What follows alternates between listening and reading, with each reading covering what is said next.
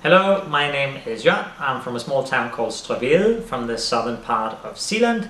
I did a bachelor's in engineering at Cambridge and a master's in engineering.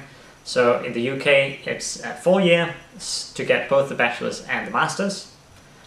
Then after my master's at Cambridge, after my master's, I ended up going to Yale for 2.5 years on a graduate fellowship, working on industrial sustainability and some political psychology. So I finished up at Yale in the US and came back to Denmark.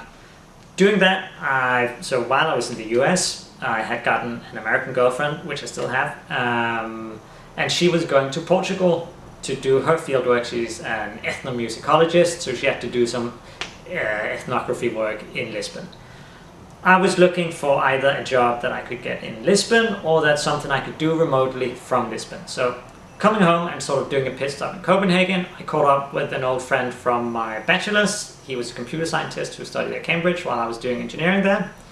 And we just had a chat, and he had started a company while I'd been in the US, doing some IT consultancy style thing. So building software for other companies. Tiny company, 4 or 5 employees, part-time, not much money, that sort of things.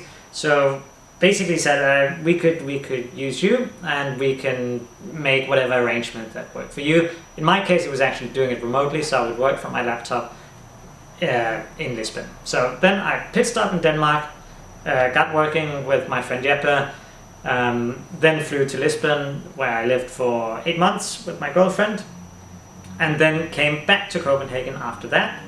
And then Jeppe and I actually set up a different company, which is the company we work in now, which is another IT company, but working mainly in biotech. So in that sense, I guess I haven't really had to fit into a Danish company mold, because in some ways we have made the frame, and again, Jeppe studied abroad, I've been studying abroad.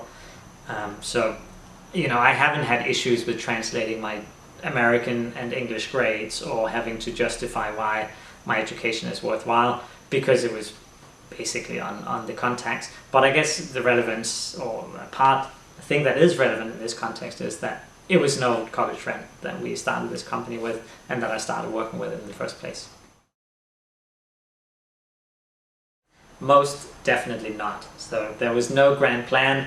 I don't really believe in this sort of narrative that you can plan that I do this and this and this and then I'm going to be there in 6 years. I think or at least for me, it's been much more like, what's the best opportunity I have now? What are the different things I need to do? What are the different things I want to do? I was in the US, ended up with an American girlfriend, and wanted a job that was compatible with going with her to Lisbon. So that was sort of a part of that. So therefore I started looking for jobs in Lisbon or remote jobs. And I was lucky that I bumped into Jeppe again and caught up with him.